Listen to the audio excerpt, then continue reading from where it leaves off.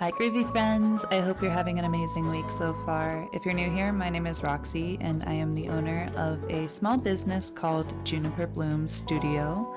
I'm kind of all over the place right now with what I'm selling because I am just starting out, trying to figure out my niche still, but I do sell scrunchies, I sell stickers, I have a bunch of print-on-demand products as well, and I have a lot of other things in mind, including something I'm very excited about, which I will talk about at the end of this video.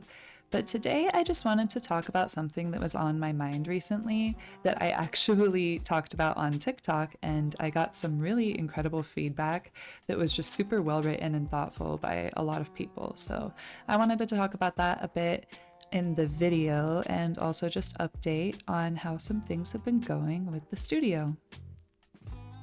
Recently, I posted a prompt style video on TikTok asking for everybody's best small business advice. I was super surprised to get all the feedback that I got. It wasn't like crazy or anything, but I didn't expect anybody to comment because at the time my TikTok views were literally like 12 to like 40 in that range. It was insane. Though I'm definitely new to the business owner part, I have been incorporating art into my work life for years now, so here is my humble piece of advice.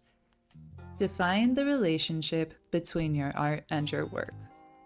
This may be a no-brainer for some people, and I'm sure I'm not the first to talk about it, but I have so many artist friends who are much better artists than I am, and I mean much better artists. But they struggle to make it a career because at the end of the day, they make art for themselves and their love for expression, and making it their job makes it feel like the joy is kind of gone.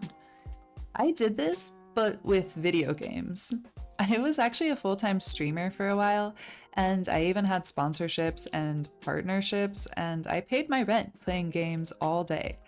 So if I told my kid self that, kid me would have been so stoked. I literally remember being a kid talking about how my dream job was to play The Sims. This is before streaming was a thing, and I just remember talking about how I wanted to work for, at the time, Maxis, and have them pay me so that they could just watch me play Sims and like learn from it, I guess, like a focus group. I don't know what I was thinking, but I did have, some kind of idea there because later on in life I did end up streaming, and that's pretty much the closest thing I could have gotten to that. So in theory, it was a dream job, right? But I was starting to realize that the parts I loved about it were actually the business part. And with time, making something that my whole life has been a hobby to escape be something that I had to do or I couldn't make rent, it started taking away what I loved about it. And video games really was an escape for me as a kid. Now that I'm not streaming anymore, games is just purely a hobby and one that I finally enjoy again. Art, however, is different. For me, it's always been a job. Even in 4th grade, my mom received a call from our teacher telling her that I wasn't allowed to sell animal drawings at recess anymore. Whatever.